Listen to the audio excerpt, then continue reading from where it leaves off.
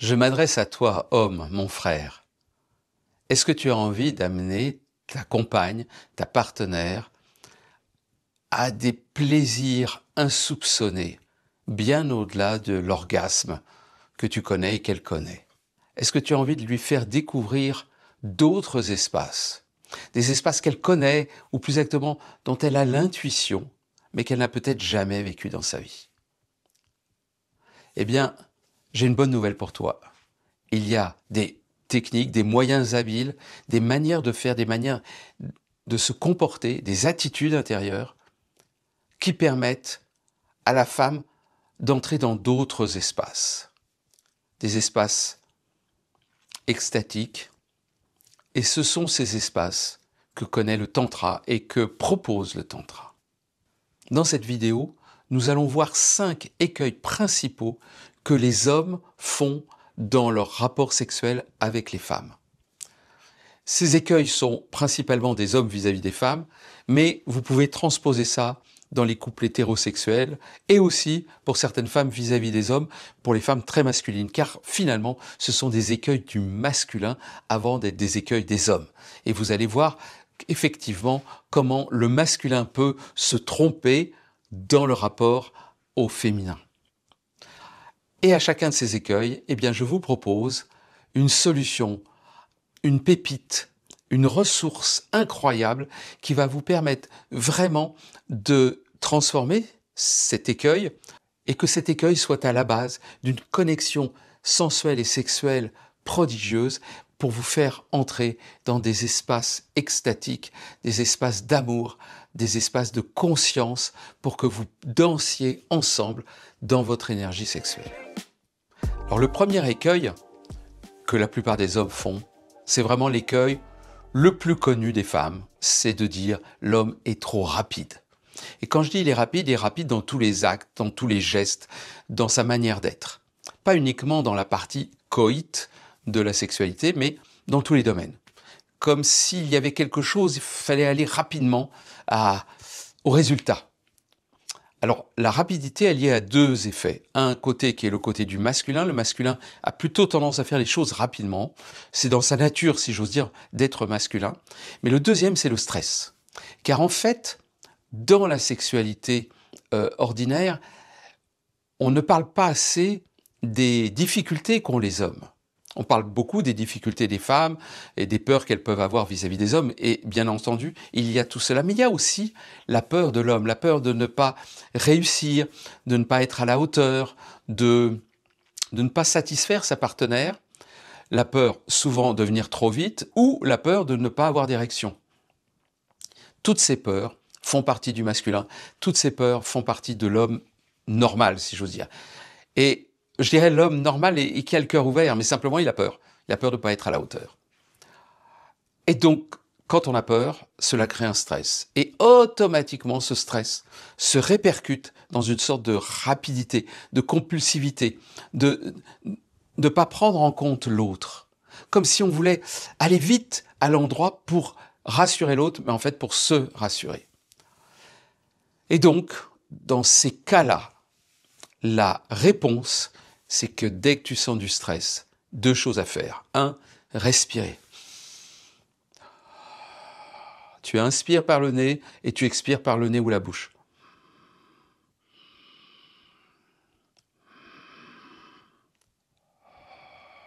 Et tu essayes de calmer ton système de stress, c'est-à-dire activer le parasympathique de manière à calmer le stress. Diminuer la pression.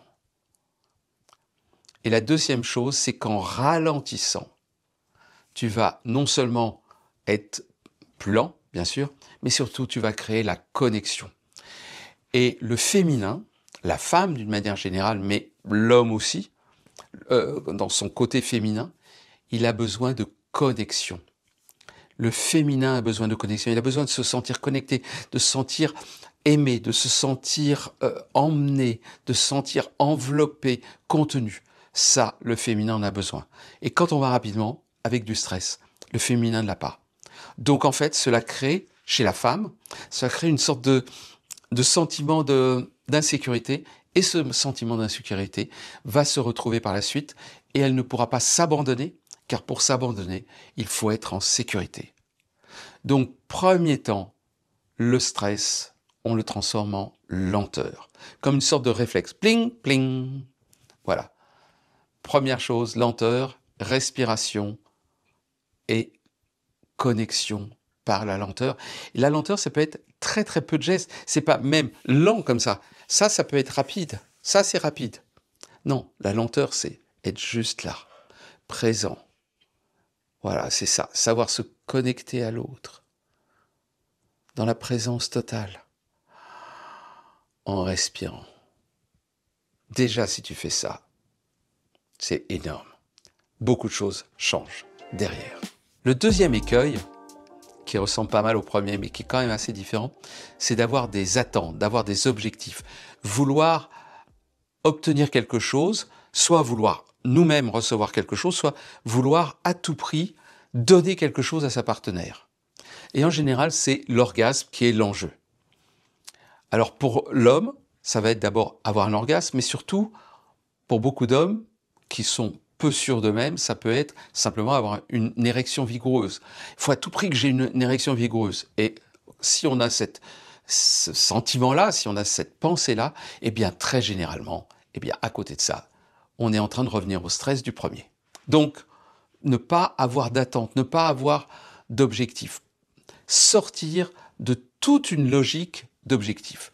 L'objectif, c'est dire, je vais la rendre heureuse, je vais la faire jouir, et à la fin, je pourrais faire cette phrase que l'on voit dans les mauvais films, c'est « alors, heureuse ?»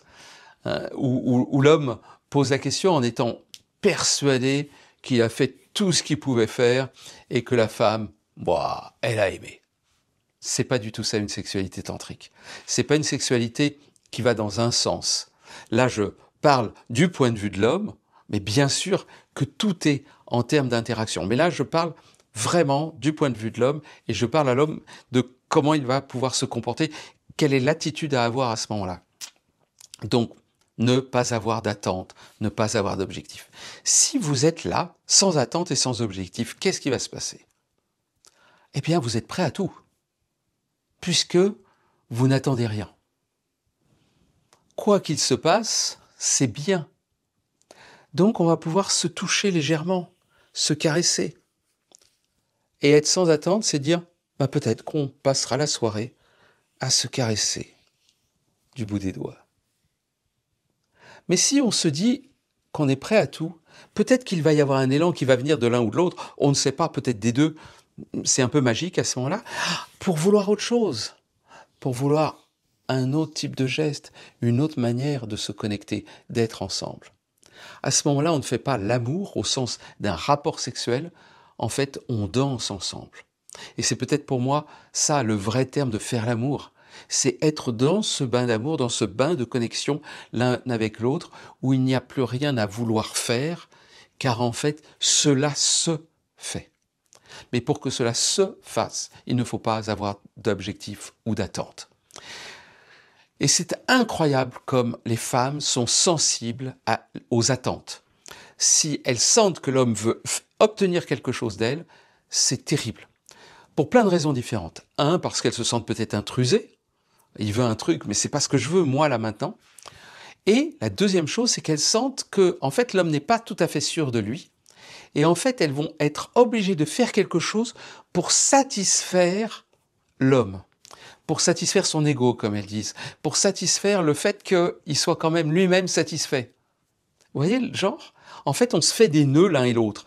L'homme se croit pas à la hauteur, il essaye de faire des trucs pour que l'homme soit satisfaite, mais en fait, elle se sent un peu intrusée, c'est trop, mais elle va quand même essayer de jouer le jeu, voire de simuler, pour que l'homme soit OK.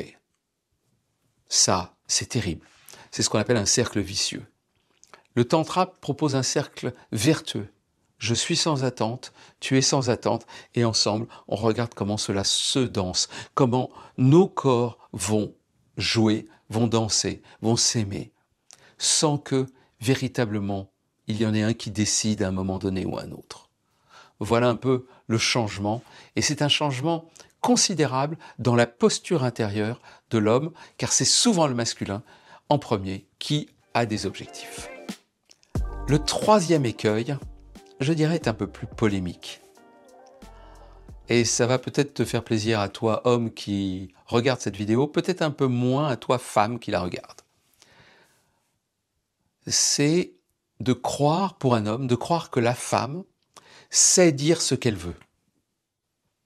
Et qu'elle va le dire dans un langage qui est compréhensible pour l'homme.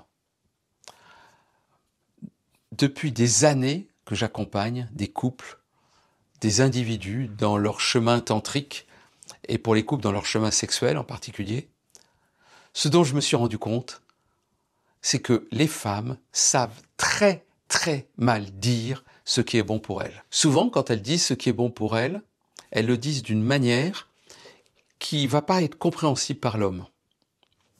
Et souvent, elles voudraient surtout que l'homme sache directement ce qui est bon pour elle sans avoir à le dire. Donc, on est dans une difficulté relationnelle qui n'est pas une difficulté sexuelle en soi, qui est plutôt une difficulté d'interaction. Qu'est-ce qui est bon véritablement? La femme ne sait pas dire ce qui est bon pour elle, non pas parce qu'elle ne sait pas ce qui est bon pour elle, mais quand elle parle toujours à partir de son état intérieur tel qu'il est maintenant.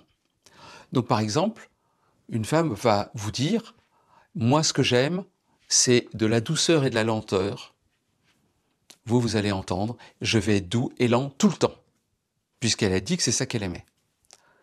Et vous allez être doux et lent, et à ce moment-là, elle vous dira, qu'est-ce que je me fais chier?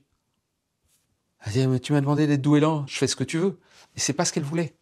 Ce qu'elle voulait, c'est que vous soyez doux et lent au début, et qu'ensuite vous compreniez qu'il fallait passer à autre chose. Mais le fait de passer à autre chose, elle vous le dira pas. Parce que ça vient d'un besoin intérieur de son féminin. Et dire ce dont on a besoin, c'est déjà quelque part de l'ordre du rationnel, de l'ordre du masculin. Et plus une femme s'abandonne à son féminin, moins elle saura vous expliquer précisément ce dont elle a besoin. Donc ce qu'elle va vous demander, c'est que vous soyez un peu télépathe, ce qui est très difficile, et que vous compreniez ce qui se passe dans sa tête. Alors, c'est moi qui vais vous expliquer ce qui se passe dans sa tête. Je vais vous donner un truc de base, fondamental, que vous allez pouvoir utiliser, mais tout le temps, car c'est la base de la manière d'être pour un homme vis-à-vis d'une femme.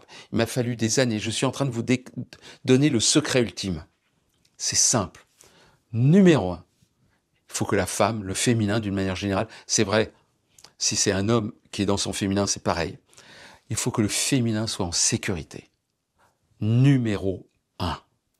Donc, il ne faut pas presser, il ne faut pas avoir d'attente, comme on l'a dit, ne pas la brusquer, ne pas aller plus vite que la musique. Ce dont a besoin, d'abord le féminin, c'est de sécurité. Une sécurité, c'est savoir que l'homme sera toujours là pour elle, tout le temps. Et donc, elle va pouvoir s'abandonner. Car si elle n'est pas en sécurité, elle ne peut pas s'abandonner. N'essayez pas, ce n'est pas possible. Elle pourra simuler. C'est ce que font certaines femmes qui sont un peu séductrices. Elles vont simuler. Mais ce n'est pas la réalité. Les actrices porno, elles savent très bien simuler. Mais ce n'est pas ça, s'abandonner. Ce n'est pas simuler l'abandon. C'est vraiment s'abandonner. Et pour s'abandonner, on a besoin de sécurité. Tout le monde.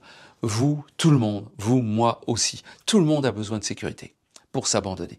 Et donc, pour que la femme aille dans son abandon, elle a besoin d'une présence contenante, de savoir que l'homme n'ira jamais plus loin que ce qui est juste pour elle, de savoir qu'il est là pour elle et qu'il a cette puissance de contenance. Donc il faut de la puissance et en même temps de la présence.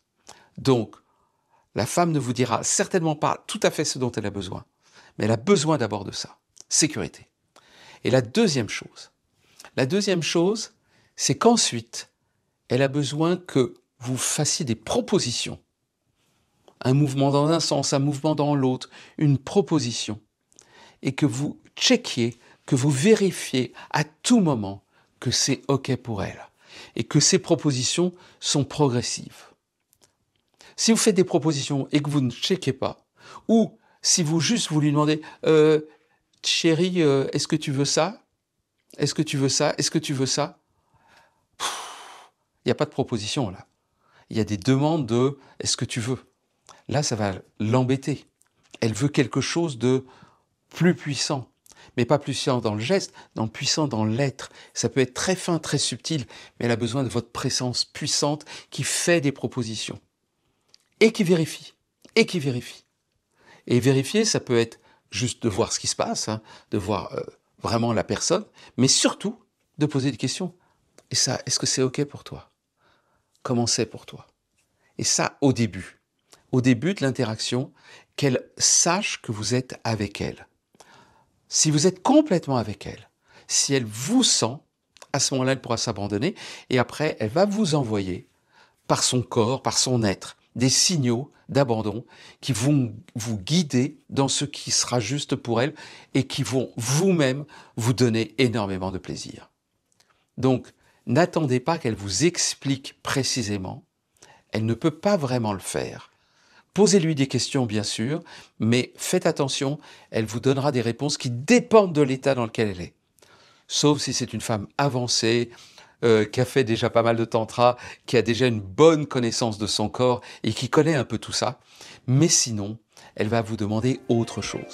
L'écueil suivant,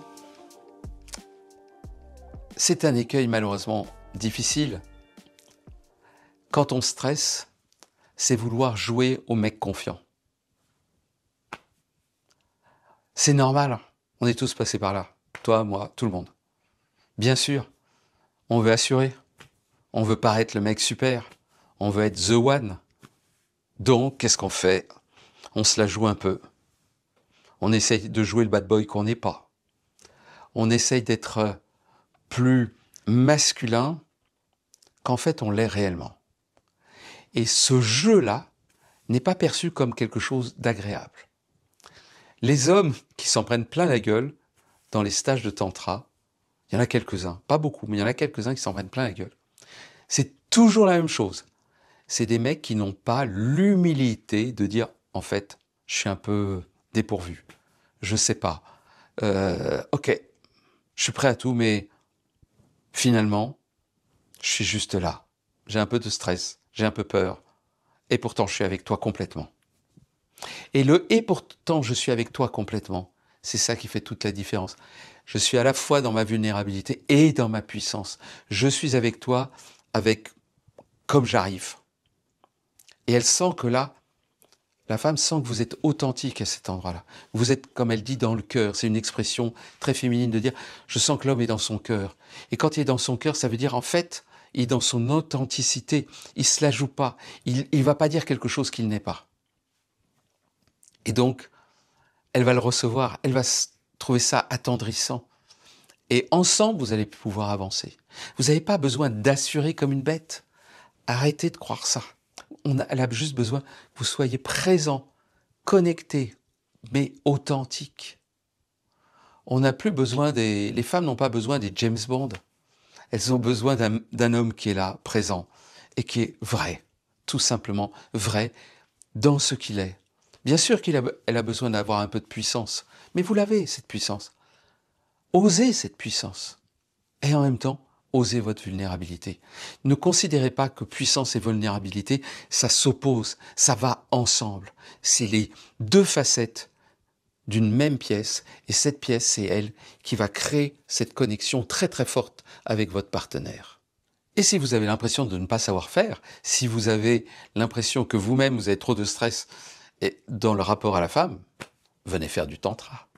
Venez dans des stages de tantra, car c'est là que vous apprendrez véritablement à vous connecter à une femme, à vous connecter à une partenaire.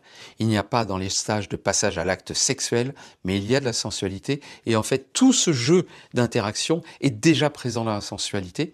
Donc il n'y a pas besoin d'avoir un passage à l'acte sexuel pour que déjà vous ressentiez tout ce que je vous exprime là, et qu'en particulier, vous sortiez de votre stress, de votre peur vis-à-vis de la femme, comme les femmes ont d'ailleurs peur des hommes. Chacun a peur de l'autre, c'est comme ça. Nous sommes à cet endroit-là, et simplement, on peut avancer l'un vers l'autre dans notre vulnérabilité et dans notre puissance. Et quand on avance comme ça, et qu'on est accueilli de l'autre côté, la puissance arrive naturellement. Donc, si vous êtes dans ce cas-là et que ça ne fonctionne pas avec les femmes, venez nous voir, venez dans des stages de tantra, vous verrez que vous découvrirez une richesse incroyable dans l'interaction avec d'autres femmes. Le dernier écueil, celui qui est pour moi essentiel, même si tous les autres sont vraiment considérables, c'est de ne pas savoir transmuter son énergie sexuelle, d'être soumis à ses pulsions. Alors, qu'est-ce que ça veut dire être soumis à ses pulsions? Je ne sais pas l'âge que tu as, toi, là, qui me regarde, mais moi je sais que quand j'avais 20 ans, j'avais un désir sexuel, mais de ouf. J'aurais pu taper ma tête contre un mur tellement je désirais. J'étais là. Et bien sûr, comme beaucoup d'hommes, je me suis masturbé, mais énormément. À l'époque, quand j'étais jeune, il n'y avait pas de porno. Donc je ne risquais pas d'être sur Internet à regarder du porno. Et je pense qu'aujourd'hui, je serais tombé dans une des addictions les plus importantes pour les jeunes hommes, qui est l'addiction au porno. J'ai eu la chance de ne pas être là-dedans. Mais vraiment, c'était fort pour moi. Donc j'avais de la pulsion, de la pulsion, de la pulsion. De l'envie, de l'envie, de l'envie. Et cette pulsion, quand on la transmet directement, ça fait qu'on n'est pas au rythme de la femme. Car la femme, sa pulsion est rarement aussi rapide que celle de l'homme. Ça peut arriver, attention, hein. Je ne dis pas que les femmes n'ont pas de pulsion, elles n'ont pas de désir et qu'elles en ont moins que l'homme. Mais simplement, globalement, le désir féminin est un petit peu différent du désir masculin. Il peut démarrer sur un mot, sur une phrase, sur une image, sur quelque chose qui est dit, sur une situation. Mais souvent, le désir masculin vient de l'intérieur. On dit qu'il est intrinsèque. On parle de désir intrinsèque pour l'homme et de désir extrinsèque pour la femme. Alors je dis plutôt intrinsèque pour l'homme, parce qu'il y a évidemment du désir extrinsèque, et de la même manière, pour une femme, il est plutôt extrinsèque, plus souvent extrinsèque, mais il peut être intrinsèque. En particulier, on sait maintenant que dans les périodes d'ovulation, pour une femme, dans son cycle, eh bien, elle a plus de désir intrinsèque qu'à d'autres périodes. Donc, c'est pas pour schématiser, mais ça permet, par cette opposition, de mieux comprendre la situation. Mais sachez que c'est pas blanc ou noir, simplement, ça me permet de mieux faire comprendre. En tout cas, vous, en tant qu'homme, vous n'allez pas être a priori dans le même rythme que la femme, avec votre désir intrinsèque qui est déjà évolué, qui est déjà là. Vous êtes déjà chaud d'une certaine manière, et la femme en face de vous, sa température n'est pas du tout la même que la vôtre. Donc, vous allez devoir vous harmoniser l'un avec l'autre. Et pour cela, il va être question que vous puissiez transmuter votre pulsion. Transmuter cette pulsion, ça veut dire que vous accueillez votre désir, mais que vous n'êtes pas là à vouloir à tout prix le satisfaire, et vous n'êtes pas là non plus à le réprimer. Vous êtes là à le respirer, à être avec, sans vouloir à tout prix passer à l'acte. Vous êtes dans votre puissance potentielle de passage à l'acte, sans nécessairement passer à l'acte. J'essaye un peu de me faire comprendre. Vous êtes un peu comme quand on a beaucoup de désir, vous êtes un peu comme un étalon qui est vif, qui est comme ça, qui a envie de bouger, qui a une énergie considérable. Le cavalier, s'il lui lâche la bride, il va partir au galop. Là, ça s'appelle satisfaire la pulsion. C'est-à-dire que vous allez, dans ce cas-là, pas tenir compte de la femme, démarrer votre jeu sexuel, votre rapport sexuel, et vous allez l'emmener, mais elle va être peut-être juste un objet.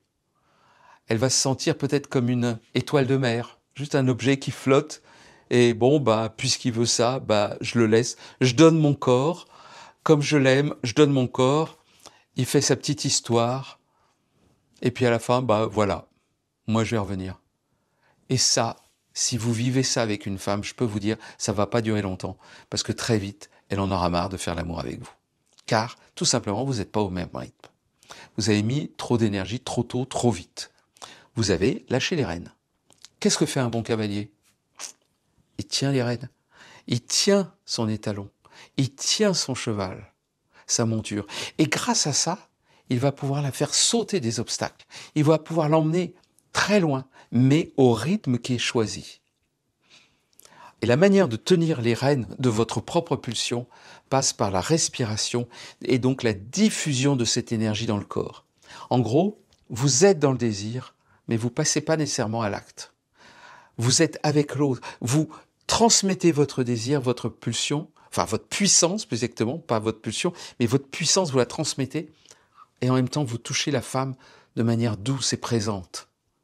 Ça fait une sorte de waouh pour la femme, parce qu'elle sent la puissance, elle sent votre énergie de puissance, et en même temps elle se sent toujours en sécurité, elle se sent contenue, elle se sent prête, et à un moment donné, vous allez voir que quelque chose va émerger de cette femme, car d'elle-même, parce que ce désir va monter d'elle-même, et qu'elle se sent en confiance, qu'elle se sent contenue, qu'elle se sent aimée, profondément aimée par cet homme, cette énergie sexuelle va monter, et une sorte de femme sauvage, de panthère, de déesse, va émerger naturellement d'elle.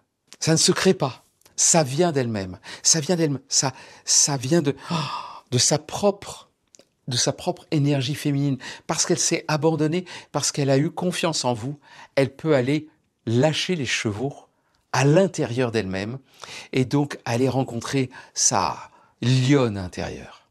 Et là, vous allez rencontrer une femme incroyable. Vous croyez avoir une femme douce, tranquille, et là, vous allez voir que, waouh, quelque chose va émerger. Et ça va émerger parce que c'est déjà là à l'intérieur d'elle. Mais ce n'était pas encore prêt. Et vous, si vous allez trop vite, eh ben, ça ne peut pas se déclencher. Ce n'est pas encore là.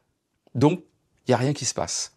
Mais c'est aussi, si vous savez être présent en attendant en suscitant par votre présence puissante et en même temps douce, sans forcer, en transmutant cette énergie à l'intérieur de vous, vous allez susciter en elle l'apparition de cette énergie-là. Vous êtes le déclencheur de la poudre, de la fusée intérieure qui va lui faire exploser quelque chose, et quelque chose qu'elle ne connaissait pratiquement pas auparavant, qui est une énergie qu'elle ne sait même pas d'où ça vient. Ça, les femmes tantriques, et d'autres femmes bien sûr, l'ont déjà expérimenté, mais vous pouvez être celui qui va initier la femme à cette énergie-là, ou lui permettre d'aller dans cet espace-là, tout simplement parce que vous êtes dans votre puissance, toujours en étant avec elle, en étant connecté à elle. Et voilà, c'est tout ce que je vous souhaite, d'aller dans cet espace-là avec votre partenaire. Et donc, je vous ai présenté les écueils fondamentaux, les 5 écueils fondamentaux que vous pouvez rencontrer par rapport à la sexualité ordinaire, que vous peut-être vous appliquez sans le savoir. En tout cas, moi, quand j'étais plus jeune, c'est clair que j'étais dans ces écueils, et les solutions pour sortir de ces 5 écueils. Et si vous avez besoin de mieux comprendre cette idée de transmutation, j'ai une formation en ligne qui permet de traiter de cette transmutation de l'énergie sexuelle, ce qu'on appelle la rétention d'éjaculation, qui permet en fait de transmuter cette énergie et de faire en sorte que votre puissance s'exprime sans qu'elle se dilapide en énergie immédiate, et qu'elle puisse être avec la femme de manière à la fois contenue et présente. Et donc, si vous êtes intéressé, il y a sous cette vidéo des liens pour aller à la rencontre de cette formation. Si vous avez aimé cette vidéo, je vous propose de la liker et de vous abonner à la chaîne, et surtout de me dire comment vous ressentez, comment vous percevez tous ces conseils, tout ce que je vous propose. Et si vous avez envie d'autres vidéos sur ce sujet et d'autres sujets où que je vous développe ces écueils que je vous ai développés ici et les solutions, eh bien, dites-le moi dans les commentaires, et vraiment je serai ravi de créer d'autres vidéos sur ces sujets.